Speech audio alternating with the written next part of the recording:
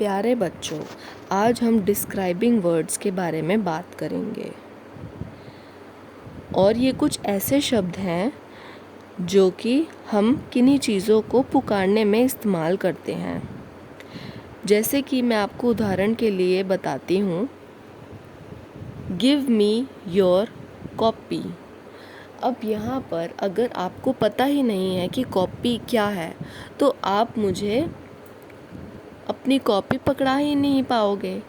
तो अब यहाँ पर जो कॉपी है, हमने उस ऑब्जेक्ट को, उस कॉपी को एक नाम दिया है, कॉपी। तो आप समझ पा रहे हैं कि किस बारे में बात हो रही है और आप मेरी इंस्ट्रक्शन को फॉलो कर पाएंगे। तो अभी हमने देखा एक उदाहरण।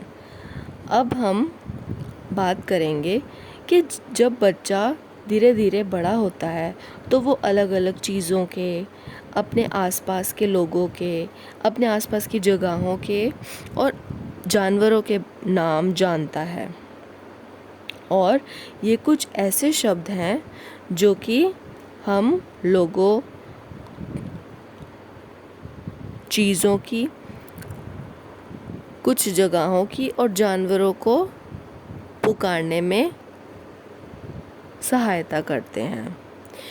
अब हम एक स्टोरी देखेंगे, a day in the life of Ram.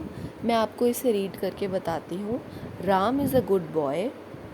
He goes to school daily and gets ready for school on his own. He respects his teachers and completes the work on time. He plays with friends in the evening and helps his family in doing work. अब यहाँ पर first sentence में Ram is a good boy में आप देख रहे हैं कि मैंने राम और बॉय को हाईलाइट किया है। अब ये वर्ड्स जो हैं, ये मैंने हाईलाइट क्यों किए हैं? क्योंकि ये सभी डिस्क्राइबिंग वर्ड्स हैं। यानी कि अब आप फर्स्ट सेंटेंस में, जैसे कि मैंने अभी पढ़ा, Ram is a good boy. अब इसमें हमें राम किसी इंसान के नाम के बारे में बता रहा है, किसी इंसान का नाम है ये। तो हम कह सकते हैं कि डिस्क्राइबिंग वर्ड है, हमें उस इंसान को पुकारने में मदद कर रहा है। और अब आप देख रहे हैं बॉय। अब जो बॉय है वो भी एक वर्ड है जो कि हमने लड़कों के लिए इस्तेमाल किया है। He goes to school daily and gets ready for school on his own. अब इस सेंटेंस में हमने स्कूल को हाईलाइट किया है क्योंकि जो स्कूल है वो भी एक डिस्क्राइबिंग वर्ड है और ये एक जगह को नेम देने के लिए हम यूज़ कर रहे हैं। He respects his teachers and completes the work on time. अब यहाँ पर जो टीचर्स है वो एक लोगों का एक ग्रुप है, ग्रुप दर्शा रहा है। तो यहाँ पर जो टीचर्स है वो भी एक डिस्क्राइबिंग वर्ड हुआ।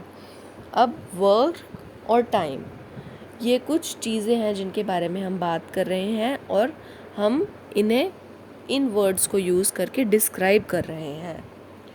तो ये भी हमारे डिस्क्राइबिंग वर्ड्स हुए। आगे, he plays with friends in the evening and helps his family in doing work. अब इस सेंटेंस में फ्रेंड्स जो है वैसे ही टीचर्स की तरह यूज़ हो रहा है कि कुछ लोगों का ग्रुप है जो कि हम नाम दे रहे हैं फ्रेंड्स। और इवनिंग एक समय है और इवनिंग यानी शाम के समय को हम एक वर्ड दे रहे हैं यहाँ पर, इवनिंग। और आगे है फैमिली, ये भी एक लोगों का ग्रुप है जो हमारे घर में रहते हैं, उससे हम फैमिली कहते हैं। और लास्ट में वर्क जो कि हम ऊपर डिस्कस कर चुके हैं।